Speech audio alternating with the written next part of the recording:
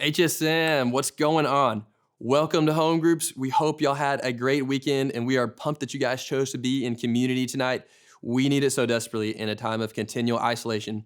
Just a reminder, next week we will have our in-person gathering in the sanctuary, March 28th. So be prepared for that, and we're actually going to have guys and girls separate in that time to continue to talk about some things from the book of Song of Songs. We look forward to it. Well, hopefully, this is no surprise to you, but we are in week 3 of our series on Song of Songs. If you are just now jumping into this series with us, buckle up. This book is incredibly spicy, to say the least. And what do I mean by spicy? Well, you're going to see here soon enough. The passage that we are exploring today is about a couple's wedding night. Yes, you heard that right. About a couple's wedding night. In the Bible, a whole chapter about it too. And yes, what happens in this passage is exactly what people do on their wedding night. They have sex. In God's word, people are having sex, and it's explicit, especially when you understand the imagery in it in its right context. Isn't that crazy? The Bible has a whole chapter on a passionate night of lovemaking, but the more we come to understand sex and the way that God has gifted it, the less crazy it seems that the Bible would have a whole chapter on this in here. What's beautiful about the picture we have of sex in this chapter is that the couple is enjoying it fully because they're experiencing it in the exact way that God meant for us to, between one man and one woman who have made a marital covenant, not to just each other, but to God. In the enjoyment of the gift of sex in this context is as it should be. Beautiful, selfless, safe, romantic, tender, passionate, reciprocal, holy, fulfilling. Before we jump into our passage today and explore why sex within the bounds of marriage is some of these things I just listed, let me preface with this. Sex is incredible, but it's not ultimate. Sex isn't even the best thing about marriage, but it's high up there, and that's the main thing for today. Sex is incredible, but not ultimate. Jesus is always ultimate. Nothing can scratch the surface of the fulfillment and joy and peace knowing Jesus brings. And if you don't know Jesus and have yet to decide to follow him completely, a lot of what we're talking about through this series might not make a whole lot of sense. And the best thing about marriage is the picture it paints to the world of Christ's love for the church and what that's like. In marriage, the husband is representative of Christ and the wife of the church. In Ephesians 5, husbands are called to lay down their life and love their wives as Christ loves the church, a love that died on a cross for the object of his love. What a high calling. And wives are called to submit to their husbands as the church submits to following Jesus, who laid down his life for us. So my best friend just got married a little over a week ago in Washington, D.C. It was incredible. And as I was talking to one of the other groomsmen about the wedding day, he made this observation. The moment in a wedding ceremony when the bride begins her walk down the aisle, with her hair done perfectly and her makeup's all dressed up, and her white dress is the one she's always wanted from when she was a little girl. The whole crowd begins to stand as she comes down the aisle in anticipation as she approaches her groom. All in all smiling, admiring her beauty, but who's admiring her the most? Obviously the groom. If you've ever seen a groom watch his bride come down the aisle, it's awesome. The groom is always beside himself, smiling, crying, laughing, and crying more as he beholds his bride approaching him. This very moment for the groom is as close as he'll ever get to experiencing the way that Jesus sees us. Jesus sees us, his church. The full love, desire, affection, and care a groom has as he sees his bride walking down the aisle towards him is as close a picture that we'll ever get on this earth to how Jesus sees and loves and feels about us. God designed marriage, and it's designed to be a witness to the world of Christ's love for the church, from the day of the wedding ceremony until the day that death parts.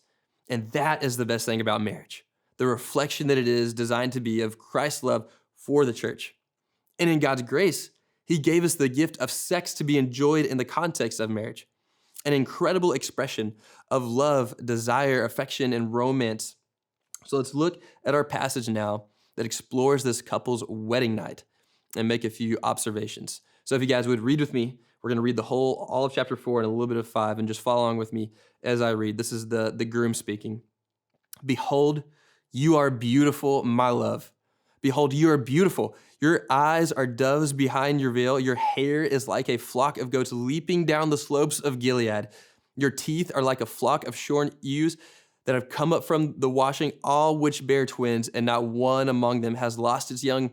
Your lips are like a scarlet thread, and your mouth is lovely.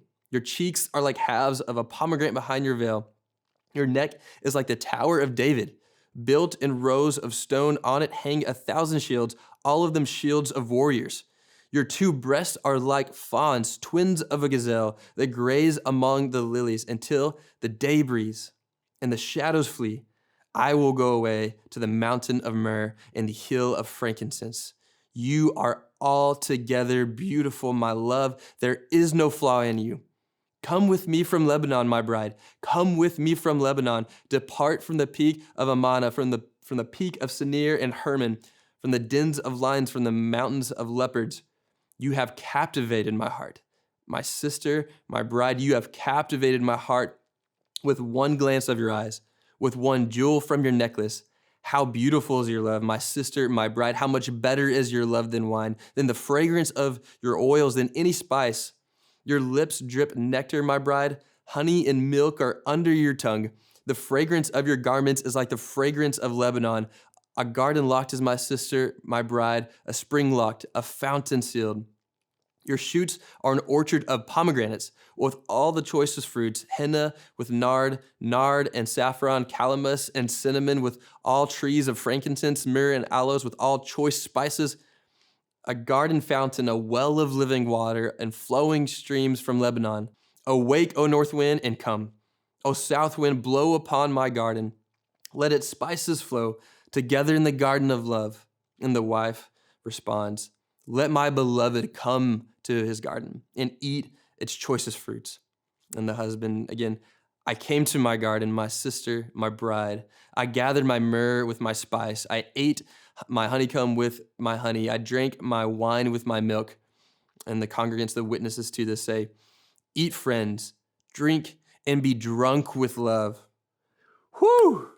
I told you today was going to be spicy. Hopefully, if anything in here, like, I wonder if that's what it's talking about. Yes, absolutely, that's what it's talking about. They're having sex, and it's very explicit here. Now, I'm not going to get into a lot of the details today of what all the imagery in this passage means, but I want to make some key observations here that help us understand why sex is so incredible in marriage and how when it's enjoyed outside of marriage, it can't accomplish what we see in this passage. So the first thing I want us to know is sex is intimate. The first thing that you see in here in this text is the husband's game. My gosh. I mean, to us, comparing a woman's hair to a bunch of goats doesn't quite register, but in this time it did. He had studied his wife's appearance, and he knew the ways that she was insecure about her appearance, and he spoke her beauty over them. And the way that he did that was starting from the top. He didn't just jump into bed and start making out with her. He took the time to compliment her beauty and worked his way down as he did. He was thoughtfully romantic in the way that he affirmed his wife's beauty. This man's selflessness, romantic focus on his wife fuels an incredible amount of intimacy here. And that's what I want us to see first. Biblical sex has more opportunity to be incredibly intimate because the people in the marriage are selflessly in love with each other. You cannot get this in pornography. You cannot get this on Netflix TV shows. You cannot get this in one-night hookups because there's no thought to what serves and speaks value to the other person, but only what can I take from them to satisfy myself. Lust puts sex on a pedestal, seeking to gratify itself, but intimacy puts your spouse on the pedestal, seeking to serve them above yourself. And next, I want us to see from this passage, the sex is tender and passionate. That sex is tender and passionate both. The man in this passage describes parts of his wife as gazelles. Gazelles are very timid and elegant creatures that are approached gently, right? You can't scare them away. This is the way that he's approaching his wife's body, gently, tenderly. He's not forcing her to rush into things, but he's taking his time so to make sure that he serves her. And as the night progresses, so does the passion. And passion does not equal roughness, does not equal aggression. That's oftentimes what's pictured in pornography, and that couldn't be more unrealistic and destructive to your view of sex. The couple's passion increases through the night. And how? Through the husband speaking the beauty he sees in his wife over her, his gentle approach to her, and the safety that marital sex naturally brings. And as that happens, the woman begins to feel more and more safe. The trust she has for her husband increases, and she's willing to let down her guard because he has earned her trust. By the man's integrity and his honor of his wife's body before marriage, an expression of love to her here, passion is fueled. And the woman begins to reciprocate her affection and welcome her husband physically. He expresses his desire to be up all night enjoying fully this gift of sex with her, and she says, bring it on. This is awesome what's happening here. Sex outside of marriage can't get you this trust because you have absolutely zero assurance that person you're having sex with will be with you in the next months or even weeks or even the next day. What if they change their mind on how they feel towards you or see you? There is so much uncertainty and lack of security in sex outside marriage because you're giving the most physically vulnerable part of you to someone you have no idea will be with you for forever. What we do with our bodies physically in sex will always have a great emotional effect on us. In marriage, to draw us closer, to increase trust, to stir affection. But outside of marriage, it brings fear. It brings uncertainty and shame, and that's weighty, but never unredeemable. And we'll touch on that later at the end.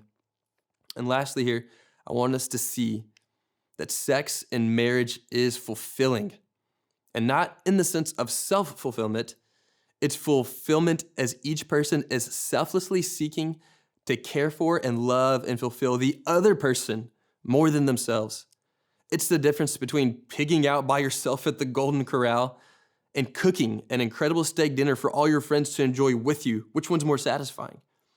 And the language used at the end here is even of eating food and drinking drinks that are deeply sweet and satisfying. Through that, the man is expressing his deep satisfaction and fulfillment. And the others, or witnesses in this passage to the couple, what's their response? What do they say? They tell them, be drunk with love. You thought Beyonce was the first to talk about being drunk in love, but God beat her to it. Their community celebrates the fact that this couple is getting to come together in marriage and physically enjoy their union through sex. They tell them, enjoy it excessively, be drunk with it, be fulfilled by it, drink it up. And so the couple does. Outside of God's design, you just can't replicate what's happening here. Our hope tonight and in this series is to make you go, oh my gosh, that's incredible.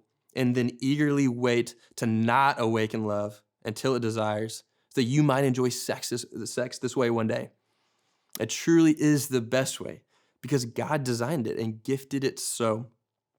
And like Graham mentioned a couple weeks ago, it's never too late for God to restore the gift of sex for you.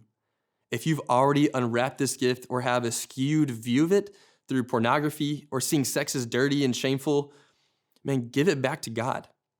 Let God kindly rewrap your understanding of the gift of sex and place it where it needs to be.